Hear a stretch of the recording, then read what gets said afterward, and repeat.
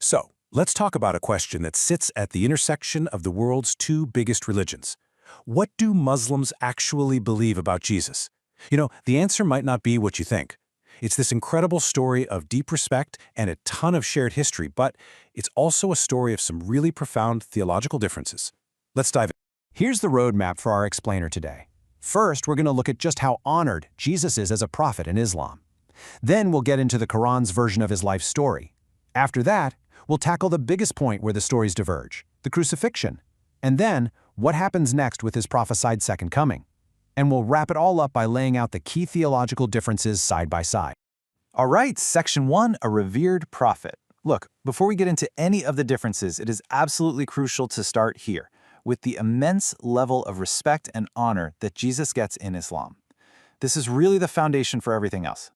So, to kick things off, let me just ask you a quick question. Just think about it for a second. Of all the prophets mentioned in the Quran, you've got Abraham, Moses, Muhammad. Who do you think gets named the most? And the answer is Jesus. Yep, that's right. In Arabic, he's called Isa. And get this, his name appears more often in the Quran than the Prophet Muhammad's own name. That fact alone should tell you just how central he is to the faith of Islam. It's pretty incredible. And just listen to the way the Quran talks about him. He's called the Christ, or the Messiah, that's al-Masih in Arabic. He's called a word from God and is described as being held in honor in this world and the hereafter. These aren't just casual mentions. These are titles with some serious spiritual weight.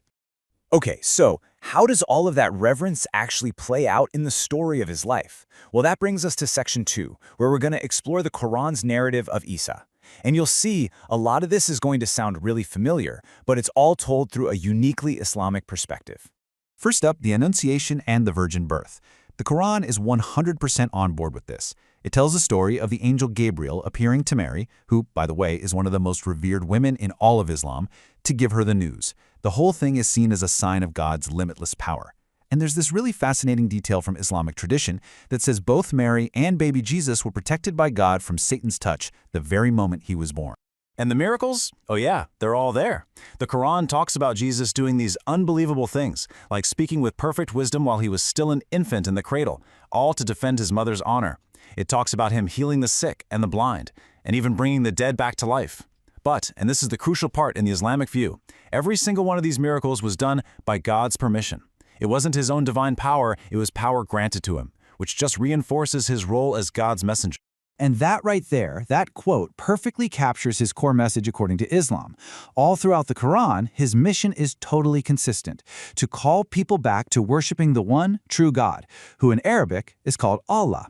He's seen as another powerful link in this long chain of prophets, like Abraham and Moses, who all came with that exact same message. There is only one God. Okay, Section 3. We've seen all this common ground, this shared reverence. But now we get to the single biggest, most significant point where the Islamic and Christian stories split, and that is the crucifixion.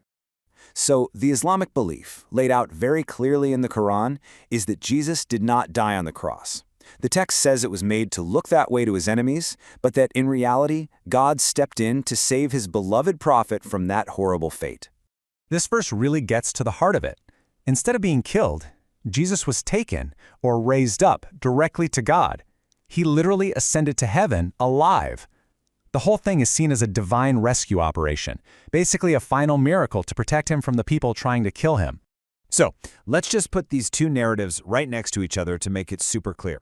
From the Islamic view, Jesus was not crucified. Many interpretations say someone else was made to look like him, and that person was put on the cross instead. Then Jesus was raised up alive into heaven. Now, from the Christian view, as we know, Jesus was crucified as the ultimate sacrifice for the sins of humanity.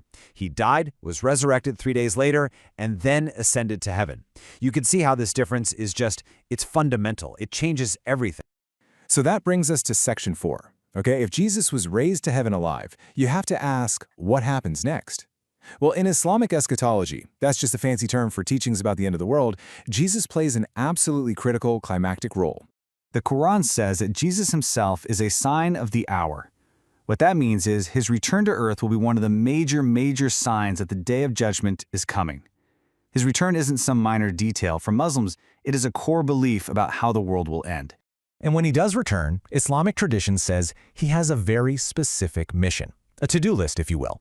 He will come down from the heavens, he'll unite all the true believers, and he'll go head-to-head with a figure known as the Dajjal, who is basically the Antichrist. The prophecy says Jesus will defeat this false Messiah, establish justice across the world, and kick off an era of incredible peace right before the final judgment. All right, let's bring this all home with our final section. We're going to summarize the key theological differences that stem from these two very different narratives.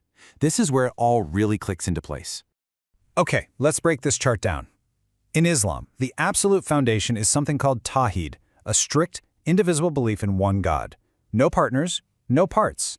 In Christianity, the core is the Trinity. God is Father, Son, and Holy Spirit. This shapes everything else.